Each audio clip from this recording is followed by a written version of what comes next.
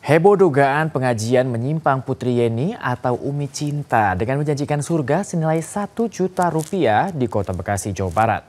Pihak pemerintah Kota Bekasi dan Majelis Ulama Indonesia masih mendalami dugaan aliran sesat tersebut.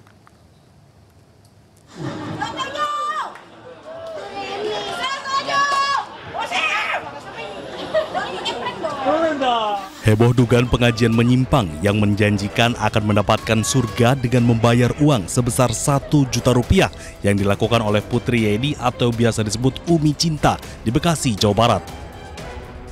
Pemerintah Kota Bekasi bersama Kesbangpol dan MUI Kota Bekasi langsung tanggapi laporan masyarakat dugaan aliran sesat. Sejumlah warga juga hari ini melaporkan kasus tersebut ke pemerintah Kota Bekasi dan meminta untuk ditindaklanjuti. Pengajian Umi Cinta disebut diiming-imingi para jemaah masuk surga dengan uang 1 juta rupiah. Yang disampaikan warga tadi apa, Pak? Warga keluhan karena ini merasakan masyarakat. Beberapa indikasi yang kita kategorikan ini masuk ke aliran sesat. Tapi kita belum dapatkan bukti yang meyakinkan. Itu hanya sebatas penyampaian dari keluhan masyarakat. Yang dikeluhin apa, Pak? Yang dikeluhkan itu antara lain benar atau tidak, ada bukti atau tidak ada bukti tentang wajib mengeluarkan infak 1 juta untuk masuk surga. Sebelumnya diketahui ratusan warga di perumahan Duku Zamrud, Mustika Jaya, Kota Bekasi pada Senin kemarin menggeruduk pengajian Umi Cinta. Aksi warga ini lantaran resah dengan aktivitas pengajian di lingkungan mereka yang diduga menyimpang dari syariah Islam. Dari Bekasi, Jawa Barat, Rahmat Hidayat, Ayus melaporkan. Pemirsa, sejumlah penyidik Komisi Pemberantasan Korupsi menyita sejumlah barang bukti dari kantor Kementerian Agama di Jakarta.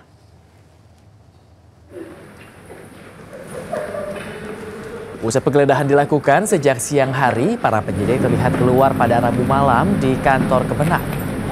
Para penyidik membawa 3 koper yang berisikan barang bukti dan dikawal ketat oleh polisi dengan senjata laras panjang. Tidak diketahui pemirsa apa bentuk barang bukti yang disita oleh penyidik. Usai penggeledahan terkait kasus dugaan korupsi penentuan kuota dan penyelenggaraan haji 2023-2024 ini, para penyidik meninggalkan kantor Kemenak dengan rangkaian mobil. Mobil 23 ya?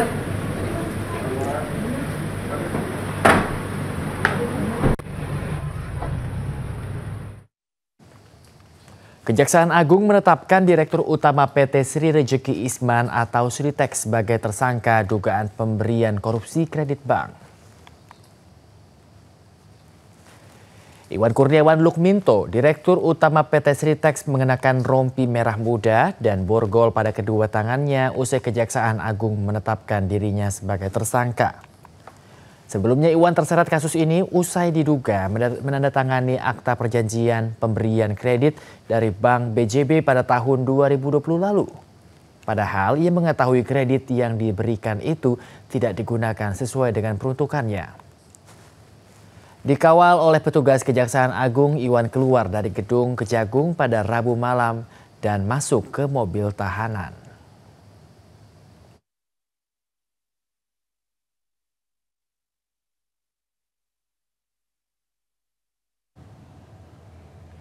Pemirsa, baru 1 bulan bebas dari penjara, pelaku curanmor di kawasan Tambora, Jakarta kembali beraksi demi membeli narkoba dan juga foya-foya.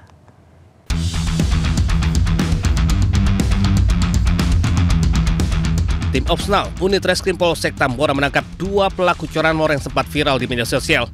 Pelaku beraksi menggasak sepeda motor yang terparkir di depan laundry dengan kondisi kunci masih menempel di stang sepeda motor.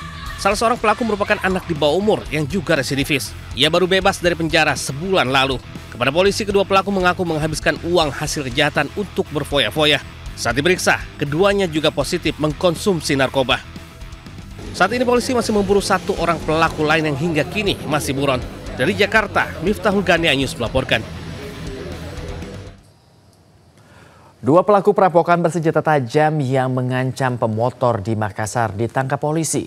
Kedua pelaku merupakan residivis kasus pemerkosaan yang baru bebas dari penjara pada Januari lalu.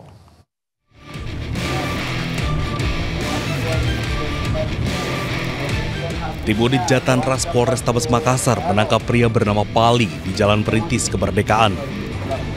Pria 25 tahun ini kerap meresahkan masyarakat di wilayah Panakukang karena merampok pemotor. Ia tidak beraksi sendiri, polisi menangkap teman pelaku di kawasan Kabupaten Goa.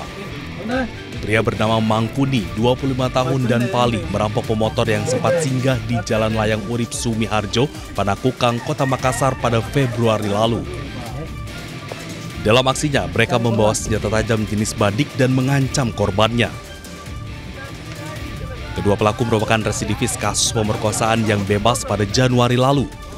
Kini, keduanya kembali berhadapan dengan proses hukum dan dijerat pasal 365 KUHP dengan ancaman hukuman 5 tahun penjara. Dari Makassar, Sulawesi Selatan, Leo Muhammad Nur, iNews melaporkan. Pemirsa, polisi mengungkap motif pembunuhan wartawan di Kota Pangkal Pinang, Bangka Belitung. Pelaku tega menghabisi nyawa korban karena ingin menguasai harta korban untuk keperluan judi online.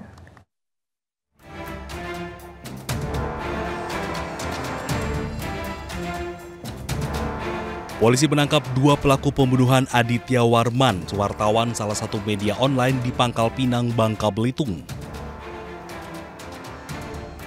Pelaku Hasan Basri, 33 tahun, bekerja di kebun korban yang baru 2 bulan bekerja. Dan Akmal alias Martin, teman pelaku yang juga berperan menghabisi nyawa korban. Motif kedua pelaku tega menghabisi nyawa korban karena ingin menguasai hartanya untuk keperluan judi online. Saat beraksi, kedua pelaku memukul kepala korban menggunakan balok. Setelah memastikan korban tewas, para pelaku memasukkan korban ke dalam sumur. Pelaku kemudian melarikan mobil korban hingga ke Sumatera Selatan untuk dijual. Namun mobil tersebut belum sampai ke tangan pembeli karena pelaku terlebih dulu tertangkap. Saya Kapolda Maluku mengutuk apa yang dilakukan oleh para pelaku. Sehingga saya sampaikan pada Dirim segera proses, berikan sanksi hukum 340, 338, 365 KUHP. Ancaman hukuman seumur hidup atau hukuman mati. Sebelumnya, korban Aditya Warman, pimpinan redaksi salah satu media online di Pangkal Pinang, tewas dibunuh dan ditemukan di dalam sumur dekat kebunnya Jumat siang lalu. Usai diotopsi dan disemayamkan di rumah duka, jenazah korban kemudian dimakamkan pada Sabtu pagi. Dari Pangkal Pinang, Bangka Belitung, Haryanto, iNews melaporkan. Pemirsa, turnamen sepak bola yang berlangsung di lapangan Bahagia Galung, Tapalang, Kabupaten Mamuju, Sulawesi Barat berakhir ricuh.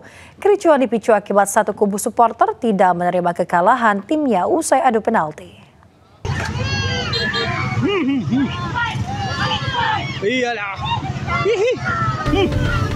Turnamen sepak bola di lapangan Bahagia Galung, Tapalang di Kecamatan Tapalang, Kabupaten Mamuju diwarnai kericuhan. Ratusan supporter dari dua tim masuk ke lapangan dan terlibat perkelahian.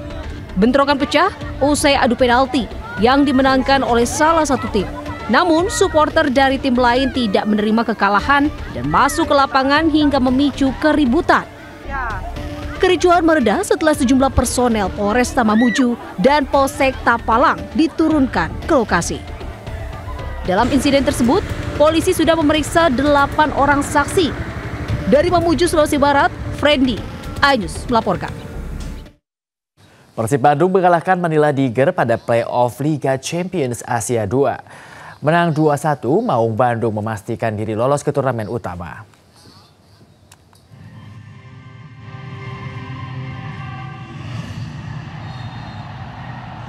Persib Bandung mengalahkan Manila Tiger pada play-off Liga Champions Asia 2 di Stadion Gelora Bandung Lautan Api Bandung, Jawa Barat pada Rabu malam. Bertindak sebagai tim tamu, Manila Tiger mampu tampil menyerang pada awal babak pertama. Tim asal Filipina ini menciptakan beberapa peluang berbahaya lewat permainan cepat.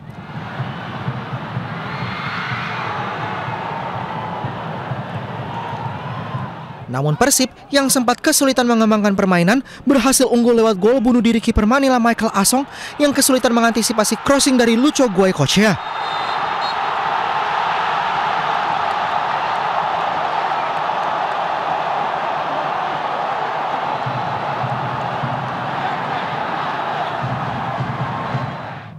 Lalu pada babak kedua, tepatnya pada menit ke-66, tim tamu menyamakan kedudukan lewat gol Modojov yang tidak terkawal di depan gawang Persib.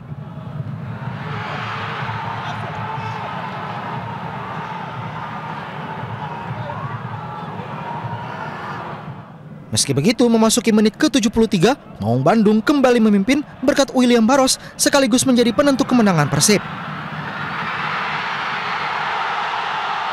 Persib menutup laga ini dengan kemenangan 2-1.